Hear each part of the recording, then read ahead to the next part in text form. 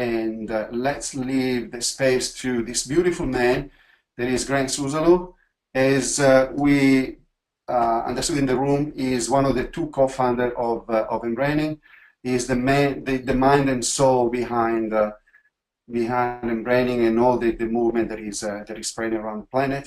He is the man that is creating and creating stuff and new things, and it's really helping this modality to really get to possibly everyone on the planet, because it's an incredible transformational tool that we have experienced. We experience it. Before we start and leave the space to any of you with a question, I will ask a question myself, or if I don't know if Grant want to say hello, say something to the Indian community, go for it. Yeah, I'd like to say good morning and welcome, or good afternoon here in beautiful sunny Locksport. So I'm on the Gippsland Lakes on the coast in the middle of the Aussie bush, and I just want to say how excited I am that you guys are the first Indian mBIT coaches. Well done, it's really awesome. I look forward to mBIT really growing and expanding across India, and you guys are the leaders in this. So this is fantastic. Okay, beautiful. We have I asked a first question to Grant from Sagar, because unfortunately Sagar cannot be on the call today. He has something very urgent to take care of. And his question is exactly this one. When somebody suffers a heart attack and many heart muscle become akinetic due to damage or shortage of blood supply as the coronary arteries were blocked, in this case, the neurons in this muscle must also be getting damaged, I guess. When such person recovers, do they go through changes in values and purpose? What's a way to rehabilitate them using mBraining? Wow, good question. An important question, and one that's very close to my own heart and life, because my beautiful mother suffered a heart attack only a month ago, and so she's going right now through that whole process of having to to reconnect with a heart that's been quite damaged.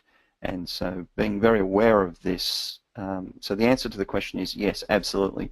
When the heart suffers a heart attack, and there's a lot of research to back this up as well as behavioral modeling, you'll find that people really do find that their heart shifts. In fact, on the lead up to a heart attack, if you speak to people who've had heart attacks, they'll tell you if they've got any interoceptive awareness or intuitive awareness of themselves, and not everybody does. A lot of people are just like a head on two sticks. They're not particularly connected down into their heart and gut regions.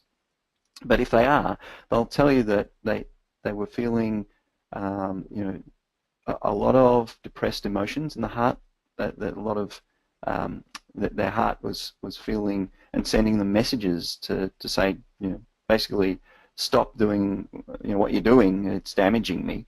And there can be various reasons why the heart does get damaged. For a start, it can of course be diet and just the clogging of arteries, but it can also be a thing called Takotsubo syndrome, which is basically heartbreak. The recent research over the last couple of years has documented that when someone says they've got a broken heart, they're feeling brokenhearted, it literally is the heart is tearing itself apart, because the autonomic nervous system is sending in sympathetic and parasympathetic signals at the same time and trying to get the heart to speed up and slow down at the same time, and it literally tears the heart muscles apart. And negative emotions like anger have been shown to damage the heart, whereas positive emotions like gratitude, appreciation, love, compassion have been shown to be physically healing and physically protective of the heart. So there's kind of an answer in and of itself, that if somebody suffered a heart attack, and yes, the neural networks, the intrinsic cardiac network, the heart brain, knows that the heart has been damaged, and the heart muscles have been damaged, and not just the heart muscles, because the way the electrical signals go down to the heart muscles is through things called Purkinje cells, and Purkinje cells are specialized heart muscles that have learned how to conduct electricity. So it's actually the heart brain sends signals into these Purkinje cells, which are literally juicy muscles that conduct electricity, and they conduct it faster than neurons can. So that way you can get even conduction and fast conduction down to the muscles, so the heart can beat in the way that it needs to beat, very finely nuanced to be able to get the blood flowing through the body, depending on the demands of what the body is going through emotionally and physically, etc.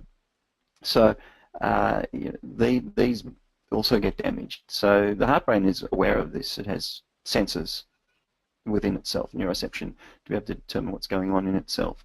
And then in order to start that healing process of helping the heart to start to heal itself, and there's research to show that stem cells go in and start to attempt to repair the damage, and also the growth of collateral arteries, of new arteries around the heart muscles will start to grow and expand. Small capillaries will get bigger as the muscles attempt to rebuild the blood flow to the damaged parts that are regrowing. So with appropriate rehabilitation, you can start to regenerate your heart. And what it starts with is number one, being kind to your heart, having compassion for your own heart, being gentle with your own heart. Number two, stopping any of the negative emoting. Now, a damaged heart is going to be one that is quick to be sympathetic dominant, or the equivalent is it'll be in quite a depressed state as it tries to limit the amount of emotions and behaviors that the person will do so that you don't put stress on the heart. So you find people who have had heart attacks often are quite depressed and will have trouble holding those values and emotions and goals and dreams and desires in their heart, because the heart just is so busy trying to repair itself. So people need to know cognitively at the head brain level to start being kind to their heart. So if you're coaching somebody who's had a heart attack, you have to explain to them their heart has been damaged, that the heart brain is downregulated. And for 3 to 6 months, they need to be really gentle, really kind with their heart. They need to do a lot of balanced breathing, and breathing of beautiful positive emotions, of appreciation, etc., into their heart. They have to find things that they can appreciate. And so something like a gratitude journal, where each morning and each night they just think of or write out 3 things they're truly grateful for, 3 people, 3 processes, 3 experiences that they're really grateful for, and then hold that, breathe that gratitude into their heart, and use all of the neural integrative engagements. Use color and sounds and anything they can. If there's smells that work for them at the heart level, like perfumes or specific beautiful scents from aromatherapy, then specific oils that really work for them, like sandalwood's a very healing one for the heart, then they should breathe that. They can use incense, things that will really be positive and generative to the heart, will help heal the heart, help it to do its work. And the neuroplasticity in the heart is guided by the autonomic nervous system. There's a lot of research to show that what sends neurotrophic factors as growth factors into the heart brain is the autonomic nervous system endpoints. So the more you can bring your autonomic nervous system into balance, the better you'll be able to directionalize the regrowth and healing of the heart brain. So being childlike at the heart, having play in your life, and being gentle about that, being loving, kind, being compassionate, all these things will be very healing for the heart, and something that the person needs to give a focus to for that 6 months to 12 months after having a heart attack. And that will start to generatively task them to regenerate that sense of heart in their life, to enhearten their life again, because they will find they have a challenge with that, because the heart really needs to focus on rehealing. So don't know whether that's generated any more questions or whether that really answered the question, but it's certainly something that I'm very aware of working on with my beautiful mother. Yeah, that was awesome. Thank you, Grant.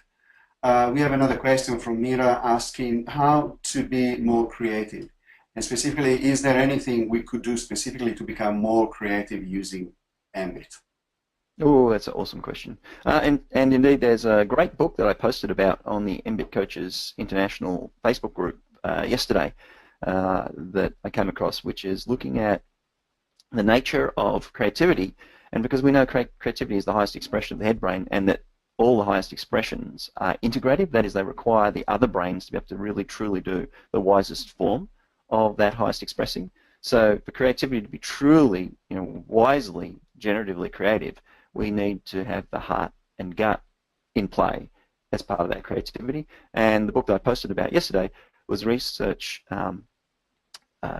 about how you have head-based form of creativity, a heart-based form of creativity, and a gut-based form of creativity. And so literally, how could you be more creative? Well, for a start, you've got to look at what's your own propensity for head, heart, and gut creativity. What's your neural syntax? What's your preferences for, do Do you prefer to get all creative at the heart-based level, which is very around the the prime functions of the heart, around emotions and in your relation, creative in your relation to others and expressing stuff out into the world for others, or do you get very creative at the head level, which is around the prime functions of the head? Do is it about creating stories and making more meaning? Are you creative at a logic level? Because you can be scientifically creative, you can be artistically creative, and you can be behaviorally creative at the gut level. How you express yourself out into the world in the way you move, motility, the use of your body, etc. So different forms of creativity. Find what your preference is, and remember, a strength that's overused becomes a weakness. So if you have a strength that's, say, heart-based, emotional creativity, then that's what you'll have been doing all your life, and that's what you'll be able to do most easily, but you'll have probably developed some sort of habits, habitual patterns, almost like a rut in how you do your creativity. So if you want to expand your creativity, start looking at those areas that you don't have as much strength in and start working in those, because they will be beautiful avenues of new flourishing for you. So I think that that in itself is an awesome way to start being more creative. Just check in at the head, heart, gut level, find where you already are massively creative, and then start sort of mapping across to the other areas so that you're not, like if you give a child a hammer, then everything looks like a nail. So if you've only got one way to, so for example, for me, I can be very head-based creative, very highly intelligent, head brain that loves science. So for me to increase my creativity, it's all about coming, say, into the heart or the gut and getting creative in what I could physically create out in the world using, my hands and making stuff, physically making stuff, or start looking at, with the heart-based stuff, doing the more artistic painting and, sort of music and stuff that really evokes heart-based creativity, because they're the things I would be less likely to do, and therefore I can flourish and open up my creativity. But looking at those avenues that are, I just don't have as much strength in yet. Yeah. Cool. Sounds awesome. Yeah, we have Rito send a comment before this question, so about your first answer. They say it was really awesome. Cool, thank you. And by the way, Enrico, if you've got anything you want to add into any of these answers, please feel free. Man, it is open frame. I'm just enjoying as much as they do your knowledge and passion. I'm always absorbing something new and integrate that. But if I can, I will. Cool. Yeah, I leave the space more for the guys today to ask anything. Like this one, I would like to take mBraining to schools, empower children so we have more of the heart than the head. Is there any way we make it part of their curriculum? This is from Seema. Oh, it's a beautiful point, Seema. I absolutely want that to happen. As the Dalai Lama has said, that if we taught every child, 7-year-old or 8-year-old child, to meditate on the planet, we could end war in one generation. So I think it's really vitally important we get children to learn how to continue to be integrated. Like babies pop out of the womb in touch with their bodies, in touch from the neck down. In fact, they start off, the developmental life cycle is that, of course, we know that the gut-brain evolved first from an evolutionary perspective. The gut-brain is also develops first in the womb, and then the heart brain, and then the head brain. And so when babies pop out, the most developed function they have is the gut brain, which makes sense because it's all about protection and ensuring that their safety and immune function and the survival from food. And so if you watch with babies and young children, the first thing they do to learn the environment is they put things in their mouth. If you give a child something, the first thing it does is starts exploring it with the tongue and the lips and the mouth. They'll start sucking on things, etc. They play with the mouth. And that's a direct expression of the enteric nervous system, the gut brain, wanting to explore and learn its environment. So once children in that first 5 or 6 years, it starts off mostly gut-based. Then they move around the age of 6 or 7 after they've developed theory of mind, which kicks in about the age of 3 or 4. By the age of 6 or 7, they start developing empathy circuits, which is very much the connection between the head brain and the heart brain. The heart brain really connects and kicks in, which is all about emotions and emotional connection with others. So they go beyond being self-focused and start becoming other-focused. And so during that time, we would really like, the children already are connected at the head-heart gut level from an evolutionary perspective and developmental perspective. These circuits are all connecting up and kicking in. Well, what we would want to do is the opposite of what Western education does, Western-based education, which largely disconnects, it focuses on the head brain, it disconnects from the neck down. And so we get these disembodied head brains going through school where we using competitive models, we get children to compete, we mark them, and we tell them and rank them. And we actually stop the connection with others. We disconnect them, except in competitive nature where we put them into team sports and make them compete with one another. And there are winners and losers, and there's always more losers than winners, because if one team wins, then all the other teams lose, and there's usually more of the other teams. So we set up this stress mode, this sympathetic dominant mode of learning, and we disconnect them from the neck down. By the time they get to be teenagers and adults, they're largely very narcissistic and head brain on two legs.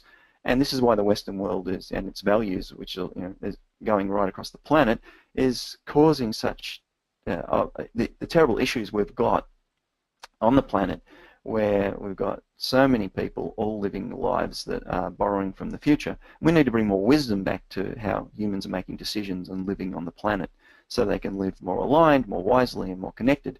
So I absolutely want children to learn that this beautiful heart they have isn't just a pump, and this beautiful gut they have isn't just some stinky plumbing, and that they continue knowing that these beautiful heart and beautiful gut are absolute intelligences, have particular functions, and then we can teach them through fun, through games, through enjoyable experiences, how to balance their autonomic nervous system, how to self-calibrate, and then to self-calm.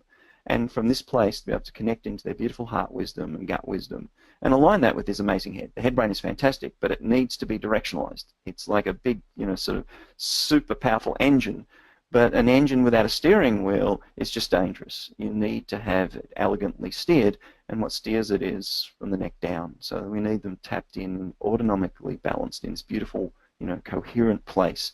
And so anything we can do to bring this into schools will be very, very powerful and very, very important. And it is a model that is aligned with some existing educational practices. So Steiner, for example, Rudolf Steiner and Steiner schools, Rudolf Steiner knew about the head, heart, and gut intelligences. He didn't know their brains. But the Steiner schools teach education in young children in sort of developmental sequence. They start with a gut focus, they move to a heart focus, they move to a head focus, and then they cycle that round, because as children go through these epochs of 3 years and 7 years, you have to shift which brain you're focusing on, and then you add more complexity into the focus and practice. So we've got in Australia, there's a Steiner educationalist, an expert who goes around to schools teaching teachers and headmasters. And this guy has set up a number of Steiner schools and been a headmaster, and he uses mBraining as his textbook when he teaches teachers about educating children through the head, heart, gut model. So he loves mBraining and uses that as part of his curriculum to teach teachers. I think the more we can get those sorts of practices in, and really the thing that I really want to see is some people in the mBraining community. And by the way, I don't have children, so this is, I don't think I'm the person who's best placed to put the focus on children and bring things to schools. I think people who are parents who have the experience of bringing up children are a better place than I am, because I don't have the behavioural experience, the reference structures. And so I would like to see people in the mBraining community creating storybooks, creating little iPad books, creating little experiences, and creating teachers' guides that we, as PDFs, etc., that we could put online and make available for free to teachers, and start getting it into practice in schools. I think it's a beautiful idea. I think it's a wonderful thing and needs to be done. And there's quite a few people in the mBIT community who are passionate at the heart level, but they're very heart-based about it, and they don't take action at the gut level. So I've seen quite a few people say they'd love to do it. They hear it as an idea, they say they'd love to do it, but the challenge is they then don't take it down to the gut level and take it out into the schools and make it happen. So if anyone over there in India wants to be the first one to lead this, then yay, go make a storybook about the 3 brains and some young child having amazing adventures as he or she uses the beautiful intelligence of their tummy brain and their heart brain, and you'd even name these brains. I call my heart brain Hearty, and I call my gut brain Gutsy. And I talk to Gutsy and Hardy, and I love them. They're beautiful, and you could make a story about that sort of thing, and I think it would be great. Yeah. All we need is And someone to do good drawings, someone who can really do yeah. beautiful pictures for children. Yeah. And also, I see that really worldwide, there's the tendency for society to completely kill the emotional intelligence. Everything is really pushed to the head. And in schools, where in Australia a couple of months ago, a principal put really forbidding in the school for kids to hug each other. Yeah. There was, so the tendency is really going in a path that is really to separate and kill the emotional intelligence. So we are not surprised when they get in a teenage, 17, 15, they get aggressive. They don't know anymore how to connect with other people. They are That's right. completely, their heart and their gut that is And they're over-practiced with selfie sticks and narcissistic behaviors. yeah, And every time you fire neurons together, they wire together. And every time neurons are out of sync, they unlink. So the neural plasticity at the head, heart, gut level and autonomic nervous system level means that if you disconnect them from this heart and gut and you overfire the competitive head-based, logic circuits, then yeah, you literally downregulate the number of neurons in the head that connect down to the heart, the number of neurons in the heart, etc. And you accelerate that process that we see. The research showed that young children have something like between 120 to 150,000 neurons in their heart brain, but 70-year-olds have 20 or 30,000 neurons in their heart brain. Over time, through lack of use, in a world that denigrates emotional connection, especially in work, where you spend more time at work than you do, apart from sleeping, you spend more time at work than you do anywhere else in your life. And if you spend that, being totally logical and not connecting at a heart level, then of course you're actually causing this breakdown of these neural networks, which are so important to living life with compassion, with love, with passion. And so as people get older, they lose their passion for life. It's not surprising, because the place that passion plays out, the leverage point, is in the heart brain, and they've downregulated it through lack of use. It's just like a muscle. If you don't use it, you'll lose it. So what we need is to build these sorts of practices in that honor this beautiful. Now, one of the things that we teach in Master Coach is about polyvagal superstars. The research from Dak Keltner and his at Stanford and his colleagues about people who have really powerful vagus nerves, and the vagus nerve is connected from what's called the voice-face-heart circuit. And so every time you connect with somebody, you look them eye to eye, every time you smile, every time you sing together, every time you make, because it's connected into the larynx, into the voice, into the pharynx. So every time you make certain sorts of voice tones in connection with others, every time you have a positivity resonance face to face, every time you hug someone or get close to somebody or do something that's behaviorally resonant in rapport with them, you actually build oxytocin, you build the neural firings of the heart and the vagus nerve, and you make yourself a vagal superstar.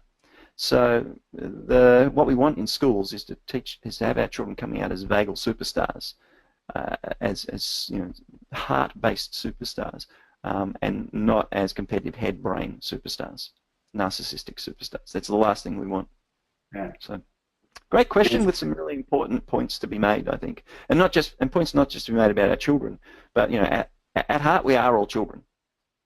Yeah. At heart we still have the child that was us within us, and we can either celebrate that, and this harkens back to the previous question, which is how do you create more creativity?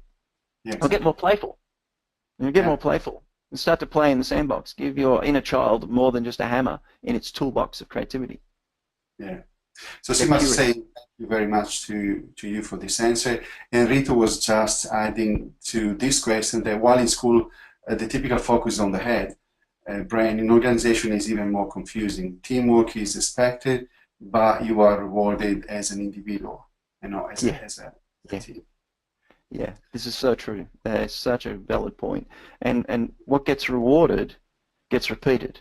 So the fact that we reward individual KPIs rather than team KPIs. If we only rewarded team, key performance indicators or key result areas across the whole organization and across, because it has to start at the top. You can't just divide up teams and treat individual teams of 5 or 6 people, because then they're still saying the individual is right. But if they rewarded it fractally at the team level and not at the individual level, then what we would see is more connection. And the interesting thing is, from a creativity perspective, there's research to show that if you increase creativity by itself in teams, then you actually it leads to an increase in self-focused behavior. It leads to an increase in antisocial behavior. It leads to an increase in lying, cheating, and stealing. And this is the challenge with the highest expressions needing to be integrative. Because if you just focus on creativity at the head level and increase it, and there are certain practices you can do that will increase it. And they found this in both the lab and in organizations. You actually end up with very dysfunctional behavior in the organization. But if you get teams to focus on pro-social behavior, that is on connection, empathy, and compassion together, what naturally occurs by all measures of innovation and creativity is an increase in innovation and creativity. So connection with others and focus on others, focus on the team, on their heart-based compassion, actually will increase naturally creativity, because compassion, for it to be the wisest form of compassion, actually involves creativity. So it's a beautiful piece of research that backs up what we say in mBIT, that the highest expressions are integrative across the three brains. So rather than focusing on creativity by itself, focus on your connection with others, what you can do to help others, and you'll get naturally innovative and creative in order to do that. So if we did reward the connection with others, we rewarded teams rather than individuals, we would actually see a shift. But while we put our focus, we pay lip service to, oh, well, we've got to have teamwork, but then we reward individuals for individual performance, we will, the behavior speaks louder than words. The highest quality communication is behavioral, so the unconscious attends to behavior rather than words as a more important, more salient piece of communication. It impacts you at a gut level behavior, because motility is a prime function of the gut. So at a gut level, you'll pay more attention to behavior than you will to words, which are only going into the head brain. And from that perspective, it will be rewarded, and that will be undermining the very thing that you're hoping to achieve in organizations. So if you are coaching leaders, these are the sorts of messages you need to get across, that they need to start shifting at a heart level how they're leading people, which means how they're rewarding people. Awesome, thank you, Grant. Next question is from Amol, that is asking how to fine-tune the mBIT daily practice for us as a coach. I probably say that he's practicing daily, but doesn't know if it's perfect. Okay. Yeah. Well, the first thing I hear when I hear that word perfect is a challenging concept in and of itself, because in an entropic universe, which we are in, an entropic universe means we are in a universe that is fundamentally disordered. There is more disorder than order, and when you create order, it actually creates more disorder to create local order. That is, the universe is always running down, or as Gregory Bateson said when his daughter asked him, "Daddy, why do things always go to a mess?" You never see suddenly things spontaneously organize themselves into order. It takes work to create order. And he said, well, he actually grabbed a deck of cards. I like to do it with a box of matches in the room. And I say, look, if I take these matches, a box of matches, and I throw them up in the air, how many ways are there for the matches to fall on the ground lined up perfectly? There's only one way. How many ways are there for the matches to fall all over the place? Well, there's an infinite number of ways. So therefore, under the probability, when I throw the matches up in the air, when there's only one in an infinite number of chances that they'll fall all lined up, the most likely thing is they'll never fall lined up, because there's more ways for them to fall messy. And this is the nature of the universe. There's more ways for things to be messy. So there's no such thing as perfection. So when I hear someone say, how do I know if I'm doing it perfectly? I go, well, you know what? There is no way to do it perfectly. Forget that right off the bat. There is just excellence towards outcome. So if your outcome is to tap into your wisdom, to align your neural circuits so you build more neural circuitry around being more compassionate, creative, and more courageous in that sequence, then the more you can get the neurons to fire together, they'll wire together in that way, and the more you can get them to unlink from old, dysfunctional patterns that don't serve your outcome, the better that will be, because the neurons that are out of sync unlink. So we know with neuroplasticity, the more emotional valence, the more salience, the more emotionality you can bring to it, the more focus you can bring to it, the more repetition you can bring to it. These are key drivers of neuroplasticity. So the way to do it with excellence is to come from a positive intention, a beautiful heart-based, starts at the heart, a beautiful heart-based intention that when you go to do the practice, literally like you would if you were practicing Buddhism or some of the Hindu practices, where before you start any meditation practice, you will actually and bow down. You'll actually come from a place where you'll bow down to a sense of humility, that you're doing this for a bigger purpose, that you're not just doing it to get enlightenment for self, that you're doing it for a greater purpose of enlightenment for all sentient beings. So the way I think about it every morning when I do my own practice is, I do it before I get out of bed, before my day even starts, is I breathe the 6 seconds in, 6 seconds out. It doesn't take long. There's 30 seconds of breathing in and out, the beautiful, love and kindness in your heart, and you'll already be in autonomic balance. It feels fantastic. From this place, I usually start with a prayer that I have to be in service of something bigger than me and something that's of greater purpose and alignment. So by orienting your intention at the heart level, then doing the physical practice, and asking yourself, how can I live into being the most compassionate, creative, and courageous me? And you do that before you even get out of bed. I do it in the shower. I do it when I've got a few moments to spare. I don't know whether you guys have seen the prayer wheels that was a wisdom project that I had made from Nepal, and they're available. You can buy them. And one of them is a compassion wheel. One is the creativity wheel, and one is the courage wheel, and one's made out of wood, metal, and stone. And I have them beside my back door, and every time I walk in and out of my back door of my house, the door of my house, every time I go out into the world and every time I come back into the house, I spin the wheels, the prayer wheels of compassion, creativity, and courage, and I feel it in my heart, my head, and my gut. So it's a physical embodiment of spinning those prayer wheels. So there are ways you can build support tools and practices, mechanisms around you to encourage you to live into the highest expressing of yourself. And in every moment where you have to make a decision, in every moment where you feel a disappointment, in every moment where you celebrate some success, just remember to do what the Buddha said, which is to come from a place of calm abiding. That is to breathe calmness into your heart and breathe that up to your head and down your gut, and then from that place come from a place of compassion, creativity, and courage in every decision that you make, every chance that you get. So what's the most compassionate, creative, and courageous way of being and doing right now?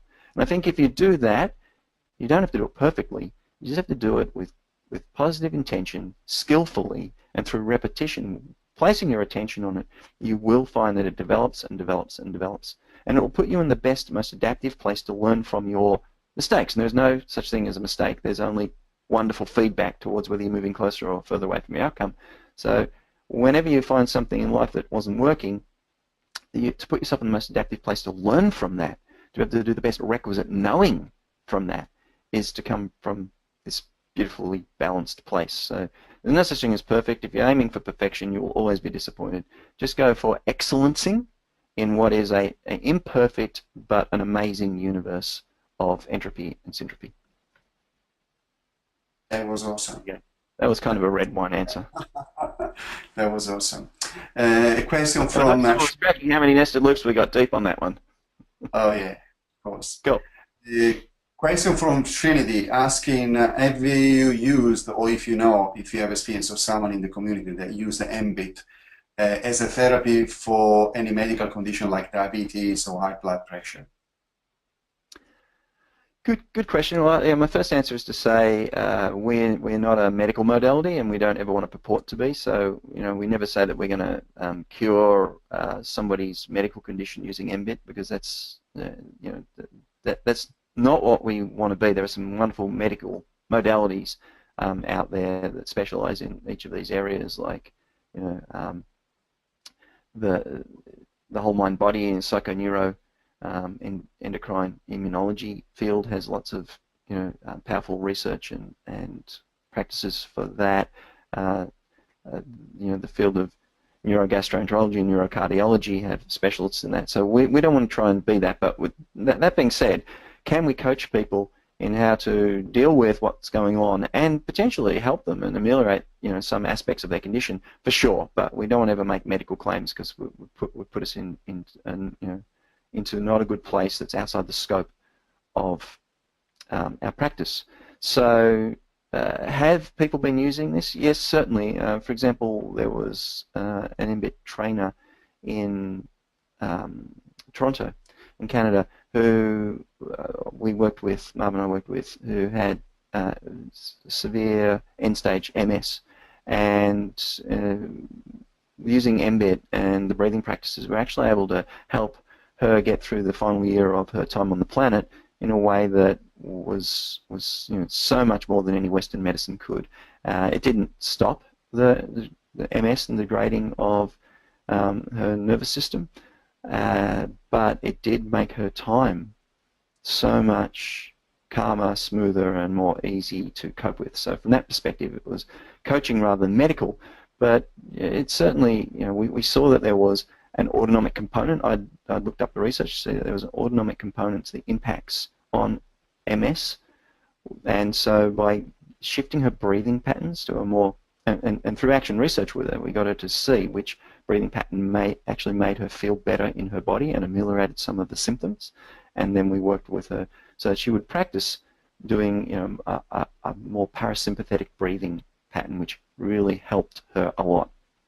Her body's going through the stress of the breakdown of the myelin and the nervous system, central nervous system, was under a lot of stress. So her natural inclination at the unconscious level was to do sympathetic-based breathing, which is sort of longer in-breaths, shorter out-breaths. So we got her to practice and practice doing shorter in-breaths to longer out-breaths, 4-second in, 6-second out. And by daily practice, she was able to move that, and it really helped her a lot.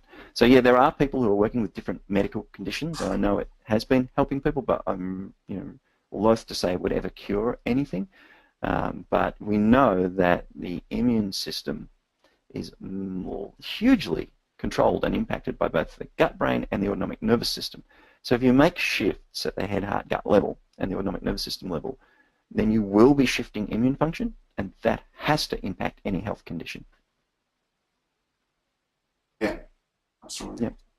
Yeah. By the way, in master coaching, we actually go through a list of all of the scientifically documented areas that diseases and disease states that the autonomic nervous system is known to be strongly impactful and connected with, and it's basically nearly everything. It's a huge list. It's more than an A4 page long, a bullet pointed list of medical conditions that the autonomic nervous system deeply impacts. So yeah, if you coach somebody with mBIT through how they are dis-easing, then it really can help. And some diseases and some dis-easing, not all, but some, is communication.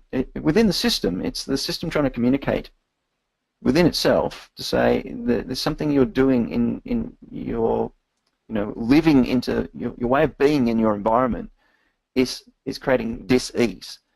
And it's treat the word pain, because a lot of disease causes pain. Treat the word pain as an acronym. I was once on a Tibetan Buddhist meditation retreat, and the High Tibetan Lama asked us during the 10 days of meditation, silent meditation, to come up with an acronym. Each of us personally come up with an acronym for the word pain, to treat the word pain, P-A-I-N, as an acronym. And I didn't want to do it with my head brain because I figured that wasn't what it was all about. So I just sat into it for a couple of days and allowed my beautiful heart and gut brain, unconscious mind to surface something for me. And I literally felt this word bubble up out of my gut on about day 6. And it came fully formed into my head brain, which is PAIN stands for please acknowledge information now. And you'll find that anytime you're feeling pain, the emotional experience of pain in your body or your mind, if you acknowledge the information that pain represents, the emotional valence of the pain, the emotional experience, the paining of the pain goes away, and then it's just a neural signal. And so I think a lot of dis-easing is that you are not doing exquisite immuning, you're not doing an appropriate level of immuning, you're either over-immuning or under-immuning, and you're therefore not clearing out a pathogen, or you're not working with self, and good self, bad self at the cellular level appropriately. You're not tasting yourself appropriately, and you're ignoring the please acknowledge information now, the paining of the disease. And if you ignore something, it will shout louder. And so that's the point. If you're living life in a way that's causing the issue, the symptoms get worse.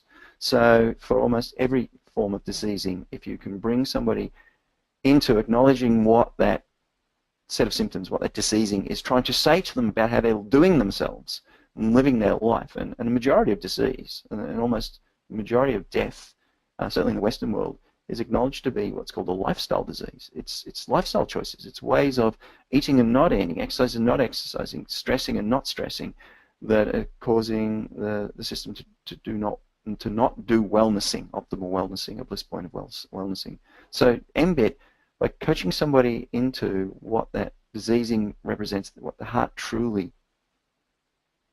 desires in relationship to the ease that the disease is the opposite of, and what the disease is trying to tell them as a symptom, and what the gut deeply needs for them to be them, what it needs to do and not do for them to be protected and be able to flourish in their life, and what the head really, what this thing really means to them, and what the cognitive perception of this diseasing is, and then getting them to be aligned in an emergent wisdoming way around the wellnessing, and flip that diseasing on its head. How are they stacking themselves from wellnessing? And what's the blocking, and then get some emergence on that. I think you'll find that it would help almost anybody, if not to shift the diseasing, to at least get emergent coping with whatever it is. So even if it was a genetic defect that was causing cancering, and you can't necessarily stop the genetic defect at this point in time, although with epigenetics, who knows what we can do? We don't know the limits of what we can do. But even if it was something you couldn't stop, you could help the person be able to cope with what's happening, and if they cope better, then their immune system will actually work better. So, sorry, long answer, but a fairly important question, because I think we all could do better in our wellnessing in our lives, especially in these highly stressing times that we all live in, where the world is massively changing. We all need to learn how to stay in beautiful, optimal wellnessing, even in the face of the perturbation of massive accelerating change. Yeah, in fact, really to say that this make so much sense when you think about pain as please acknowledge the information. Now, pain is a message, is a request of intervention, request of help. Exactly. The system is asking for, look at me and acknowledge that something is going wrong.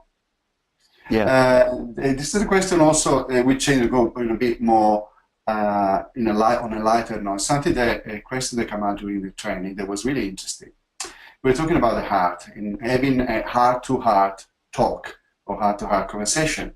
So in French, they used to say something tête-à-tête. But the tête-à-tête also, as far as I remember, means also a romantic engagement with someone. So how is the difference in having a heart-to-heart talk and the French using a tête-à-tête when you mention the head? Yeah, beautiful. And the neurolinguistics explain it all. And it is something I've thought about. And as a beautiful exercise, I sometimes get people to, in pairs, have a heart-to-heart conversation, just for a couple of minutes. Have a heart-to-heart conversation, and notice what you talk about, the way you talk, and how it feels, and where it feels in your body. And what's the qualitative? If you had to rate the conversation on how satisfying it was from 0 to 10, how high that rating was. Now have a head-to-head conversation. Just go head-to-head on a conversation. Go have a tete-a-tete. And what's the difference? How does it feel? Where do you focus on? What was the quality of did you feel like of the overall experience on a 0 to 10? And most people will rate the heart-to-heart as being more meaningful, deeper, and more pleasurable, a higher quality conversation than the head-to-head. So you think it's more a cultural thing, as French use head-to-head instead of heart-to-heart? Yes, yeah, it's quite interesting. And I wish we had a French person in the room to discuss this, because I don't like to discuss another culture. I prefer someone from that culture to discuss it. But I did have a conversation with a beautiful French lady who's been she's an mBIT trainer, and she's also a heart math provider, and she's like deeply imbued in lots and lots of different modalities. And she was saying that it is the case that whilst the the French is renowned as a language of love, etc. But the French people themselves come from her experience as a French person, and she spent some of her time living in America and most of her life living in France. She said that she experiences the French as very head-based in how they communicate with one another and how they deal with one another. It's not that they can't be very into romance, and when they go into the heart they do, but on a normal relationship, sort of wandering around the streets, meeting people, it is very protective of their hearts, and they do tend to interact at a head-based level. So she said it's not surprising that that their expression is the head-to-head. Yeah. Their normal way of expressing, in her experience, with one another was head-to-head. So I think it is cultural. Exactly that. It's a cultural artifact, and that. So for example, Enrico, what would the Italians say? Now, Italians are very emotional people. In my generalization, in my experience of the Italians I've met in Italy and in Australia, they're very emotional and will would tend to have that heart-based conversation fairly quickly and fairly easily, I would think. What's the expression in Italian for this? Is there an expression to have? What's the conversation? Cuore a cuore. There is heart to heart, cuore a cuore. Right. So you wouldn't say head-to-head, right? Accurata conversazione, that means from the heart, from the cuore. Yeah. So, it's like you said, like the French they go in a protecting mechanism, using the head to protect the heart from. Yeah, well, that's what this French lady said. This French mBIT trainer said. That was her experience, her thoughts and feelings on it were from having lived in France many years, most of her life. That's but also having lived in America, she's a slightly outside observer of the French culture, and so that was her experience. So I can only relate. I haven't travelled in France yet, so I can only relate what someone who's French is saying to me. But I think that maybe explains. I think from a cultural aspect. Now, here's an interesting question: what would in Hindi, etc., what would the Indians say? Do they have an expression for how if you're talking to somebody, is there a head-to-head, a heart-to-heart, a gut-to-gut? Is there some way of expressing conversations that's a natural way to express it? Put it on the chat. Write it on the chat, please. Not on the question side, but on the chat on the bottom. Very interesting. We can also ask this question to Victoire, and then post. It was Victoire who I was talking about there. There you go. Okay, I was Victoire. Provide some anonymity there, Enrico. Okay, all right. Okay, why the guys are putting in on the chat the way in India they used to express this heart-to-heart conversation. I have a question from Sanjeev. He's asking, the right brain is sympathetic and the left brain is parasympathetic. Also, he said that one side of the brain controls the other side. So his question is, what is observed in left-handed people or ambidextrous people of sympathetic and parasympathetic side? Yeah, a beautiful question, and we go into this quite deeply in Master Coach, and there's lots of research on this, believe it or not. Left-handed people are actually much quicker to anger and to respond to fear. There's a lot of research that left-handed people will go into sympathetic dominance much quicker. And so you'll actually, from a coaching perspective, from a calibration perspective, you can actually see when people shift sympathetic dominant, they'll start expressing things typically with their left hand. They'll clench their left hand. In fact, if everybody wants to try this right now, clench your left hand and feel what that feels like phenomenologically, just subjectively. What does it feel like to clench your left hand? Then clench your right hand. Okay. And notice what that. Do you feel a difference in your body? Yes, of course. Yes. Yeah, of course. Yeah, exactly. And remembering that majority of people, the right hemisphere is that they're normally wired.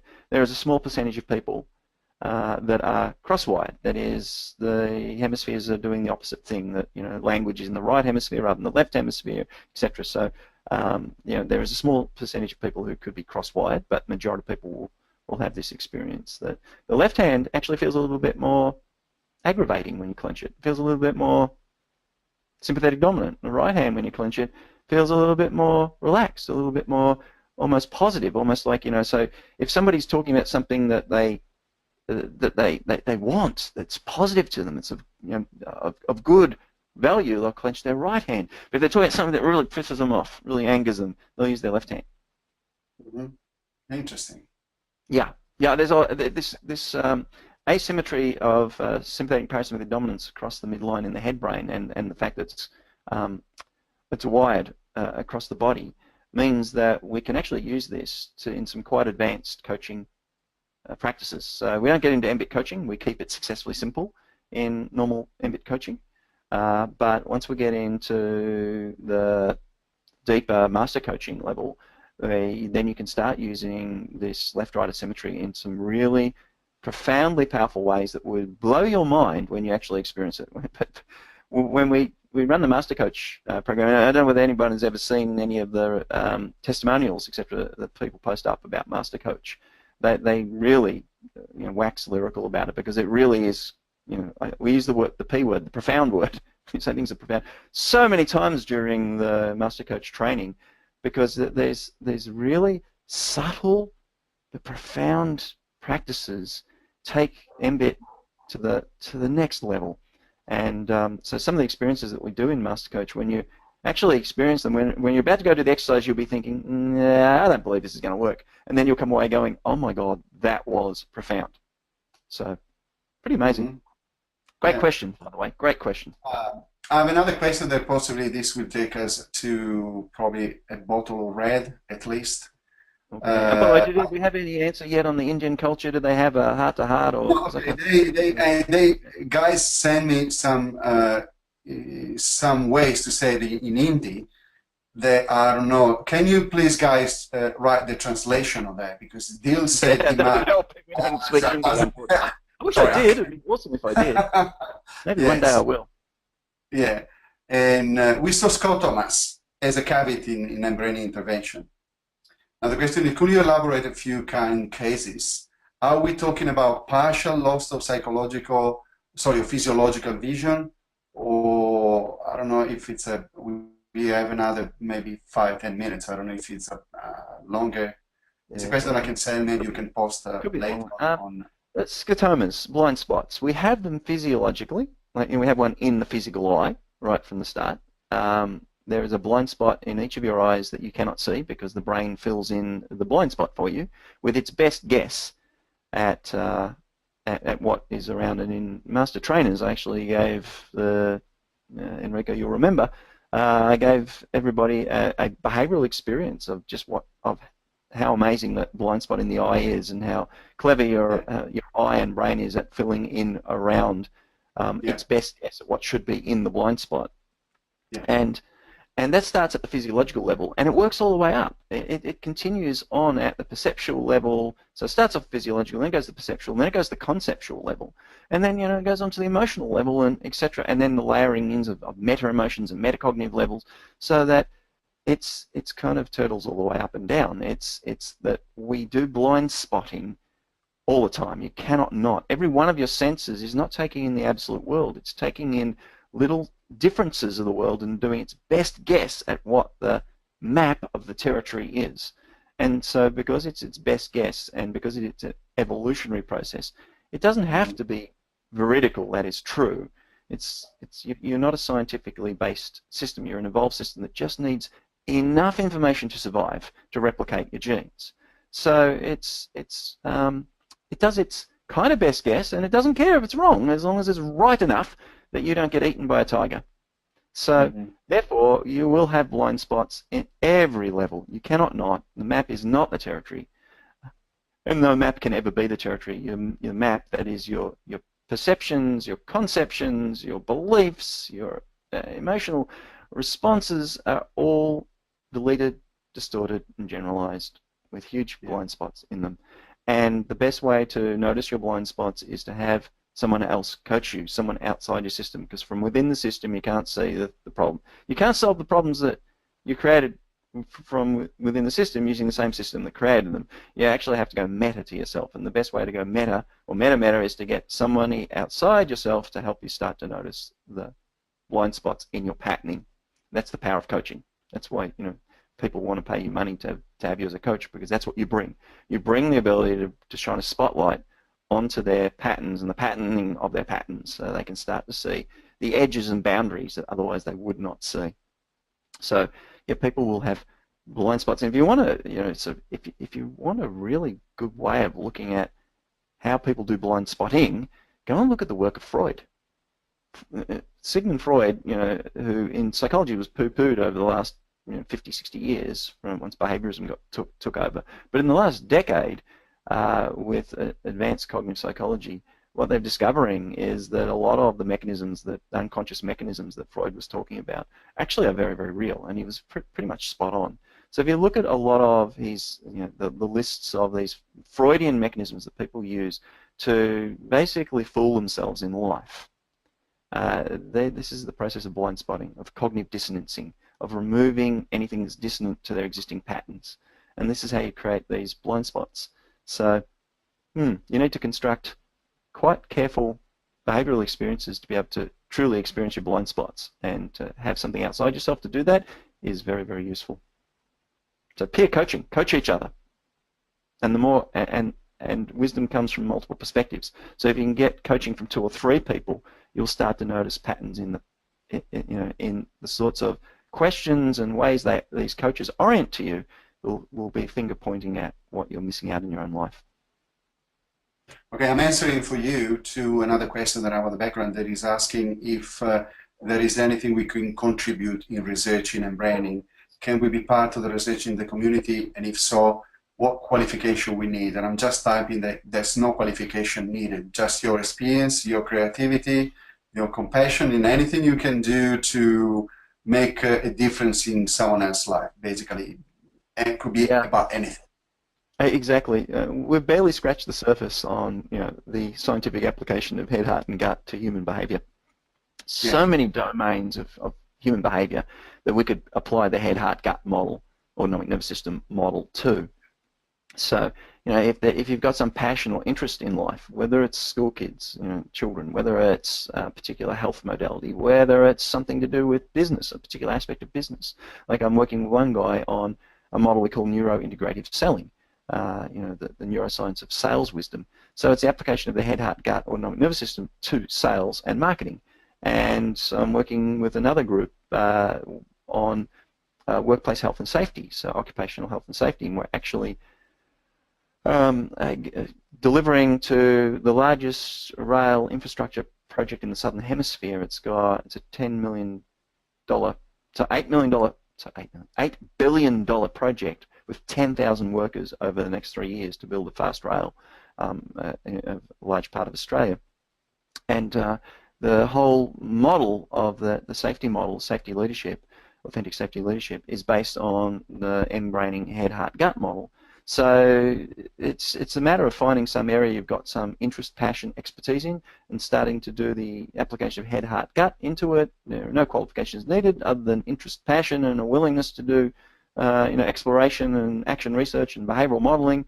I've actually written an article which was published in Rapport magazine. So if you search for Rapport magazine, or Enrico might be nice and find that article for you and send you the link to it.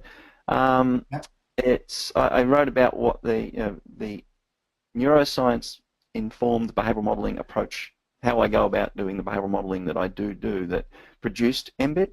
So if you want to know kind of how I did it, you could read that and get an idea and just start doing it yourself. I see, Marvin, I see all people in the mBIT community as co-creators of mBIT now. You're all in an equal position with us to start taking mBIT and rocking out across the planet in whatever domain that you have a passion and interest in. So, high five, go for it. Yeah, go for it. Listen, let's make for there's something that I want to last very question that is really for the group, for mBraining as a community. But the very last question that I want to ask is from Amit. There is a program to mimic the world. People tend to follow what is the world is doing. Okay, so he's talking about epistemologies, understanding this, the study of knowing, a way to know in what works individually for people and what is true for them, and braining through the alignment of the 3 intelligences and opening the channel of communication between the 3 brains aims to do that. But now knowledge of what is generally believed to be true for the world and knowing what is believed to be true for yourself must be a huge difference. However, how does one be in that space, in the awareness of self all the time? Wow. Cool question. Yeah. Cool question. Because we are surrounded by dichotomies and we are really struggling with ourselves and the world basically daily. Yeah, exactly. Yeah, one of the definitions for wisdom is the ability to hold multiple and disparate worldviews at the same time. So the ability to be able to hold a worldview that is in, non-alignment with an existing worldview, but understand that the existing worldview is one you have to live into, and therefore if you aren't in rapport with it, then you create cognitive dissonance in the people in that worldview, and that doesn't put you in a place of being able to help them. That was one of the things that the Buddha was talking about 2,500 years ago, that if you truly want to help enlighten people, then the most empowering way you can do that is through compassion. So even when people are doing something that you look at and go, they're doing a very negative, I use the word negative as a pejorative, but they're doing a behavior that doesn't serve them or the universe or all sentient beings. And as they're doing this behavior, it might be a cruel behavior, it might even be cruel to you.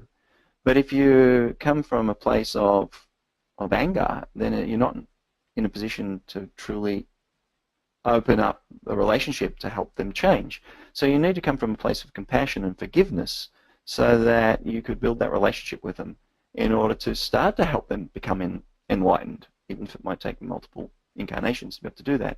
So compassion, coming from that kindness place first, and be able to hold as valid different world models, even when you know some of those world models aren't really ecological. But in order to pace those world models and then lead them, so it's, the more you can live into holding a world model for yourself and accepting the world models of others in a way that has compassion for them, kindness and acceptance, coming from a place of care, where care is an acronym for connection, appreciation, respect and empathy.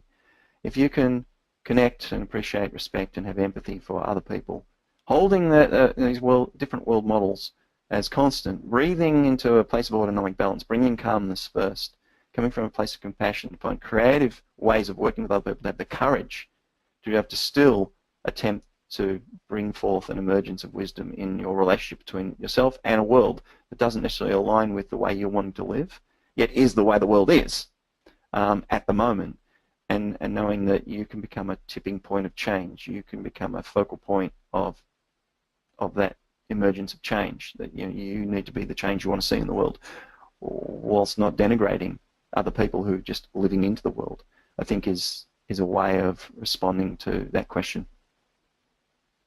Awesome.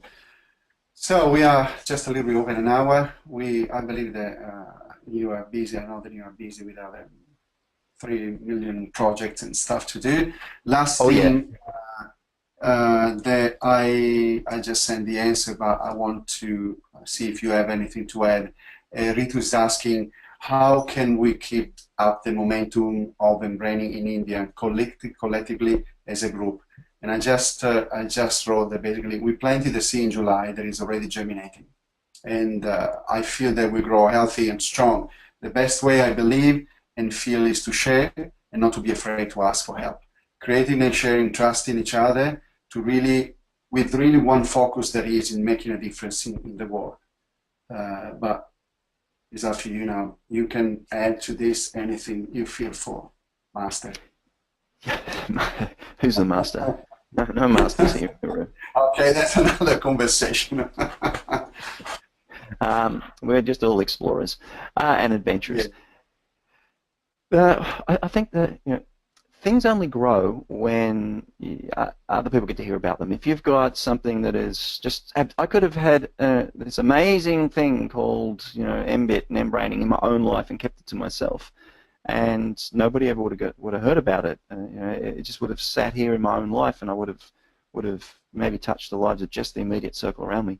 But the only way it spread, and we have now, coaches and trainers in over 28 countries in less than 3.5 years of work, is because we're willing to get out and talk to people about it, write articles, write blog posts, share, go on to other people's blog posts, leave comments, blog posts that were, that are aligned, that are talking at the heart or the gut or intuition, etc., and say, hey, have you heard about this model, the mBraining model, and tell people there's a whole heap of free resources.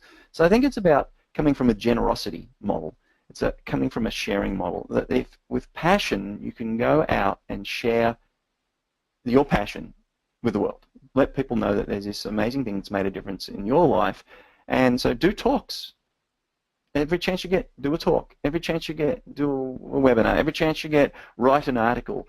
Do something. Get onto forums and just spread the word about mBIT, and encourage people to read the book, to learn about it, to come on some of the programs. Like, for example, Enrico is about to facilitate his first Loving Your Life journey, and that's all run by webinars. So people in India could be logging in and learning about mBIT through the Loving Your Life program, and getting more love into their lives, and working together to make a difference. And then that will generate more passion, more interest, and then eventually, of course, what we need is some trainers trained up in India so they can run their own evolves and coach certs, etc. We need Indian mBIT coaches becoming Loving Your Life facilitators, and to become a Loving Your Life facilitator, you need to go on the journey. So get on board on Enrico's journey. It's really inexpensive, and it's an amazing journey. The people have been on it over this last 9 months with me across the world. I've got nearly 100 people who've been working on it for nearly 9 months now. So they're nearly finished. It goes for 1 year. Every month, and so it's making a profound difference of the practical application of mBIT into creating a life worth loving and loving your life more amazingly.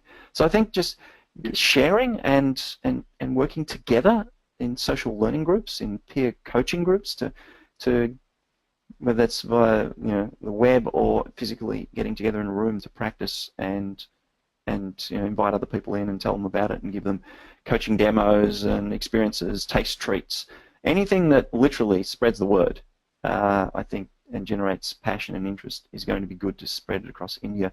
And of course, in trying to share anything into a network, you want to find the leverage points. So who would be the most amazing people in India, the ones that are connectors and mavens, the ones who've got leverage in the Indian personal development world, in NLP or coaching, who are spokespeople for India around ideas to do that mBIT aligns with?